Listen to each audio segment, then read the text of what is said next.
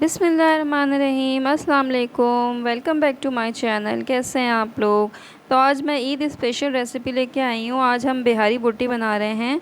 तो चलिए बनाने सीखते हैं, इसको कैसे बनाते हैं। सबसे पहले मैंने बीफ ले लिया। यहाँ पे 1 kg बोनलेस बीफ है और इसमें चर्बी वगैरह नहीं है। और यहाँ पे इसमें जिंजर गार्लिक पेस्ट में 2 टेबल स्पून यूज़ कर रही हूँ। हम इसका मैरिनेशन के लिए मसाला बना रहे हैं। और कच्चा पपीता मैं 2 टेबल स्पून यूज़ कर रही हूँ। अगर कच्चा पपीता आपके पास नहीं है तो आप कचरी पाउडर का भी यूज़ कर सकते हैं। 3 टेबल स्पून मैंने यहाँ दही के यूज़ कर रही हूँ। दही भी जो है टेंडराइज़र के तौर पे यूज़ होता है।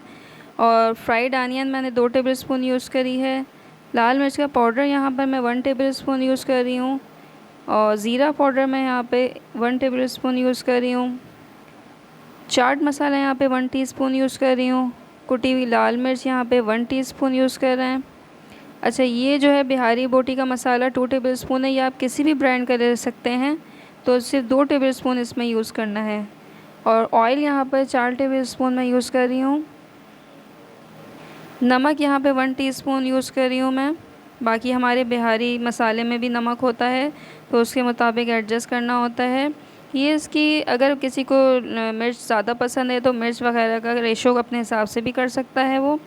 तो यहाँ पर मैंने इसको बहुत अच्छी तरह मिक्स करके मैरिनेट कर दिया है। अब मैं इसको ढक रही हूँ और ढक के 6 घंटे के लिए मैरिनेट करके रख रही हूँ। और अगर आपके पास टाइम है तो आप ओवरनाइट भी रख सकते हैं। तो यहाँ पे हमें 6 घंटे हो चुके हैं अपनी बिहारी बोटी को मैरिनेट किए हुए। ऑयल लिया है मैंने पैन में 2 से 3 टेबल स्पून, और इसमें मैं मैरिनेट किया हुआ बीफ मैं इसमें डाल दूँगी। और हाई फ्लेम पे मैं इसको 1 मिनट के लिए कुक करूँगी, ताकि जो हमारा दही का पानी है वो इसमें रिलीज़ हो जाए अच्छी तरह। तेज़ आंच पे मैं इसको भून रही हूँ। तो 1 मिनट हो चुका है मुझे इसको भूनते हुए। ये देखें दही ने कितना पानी यहाँ पे छोड़ा है। और ये इस तरह से इसकी कंडीशन हो जाएगी 1 मिनट के बाद। अब मैं इसको ढक के इसको पकाऊंगी जब तक हमारा गोश्त जो है वो टेंडर ना हो जाए। ये गोश्त पे डिपेंड करता है, कुछ मीट जो है वो जल्दी टेंडर हो जाते हैं, कुछ टाइम लगाते हैं। तो यहाँ हमारे गोश्त को गलते हुए तकरीबन आधा घंटा हो चुका है। तो ये आधे घंटे में हमारा गोश्त जो है वो बहुत अच्छी तरह गल चुका है, क्योंकि हमने इसमें कच्चा पपीता भी लगाया था और दही भी में भी हमने इसको रखा था। तो गोश्त वैसे भी टेंडर हो चुका है।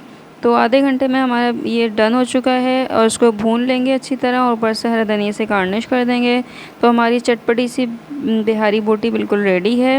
अगर आपके पास सीखा ही नहीं है तो आप इस तरह आराम से बना सकते हैं। कैसी लगी रेसिपी ज़रूर बताइएगा। मिलते हैं नेक्स्ट रेसिपी में। अल्लाह हाफ़िज़।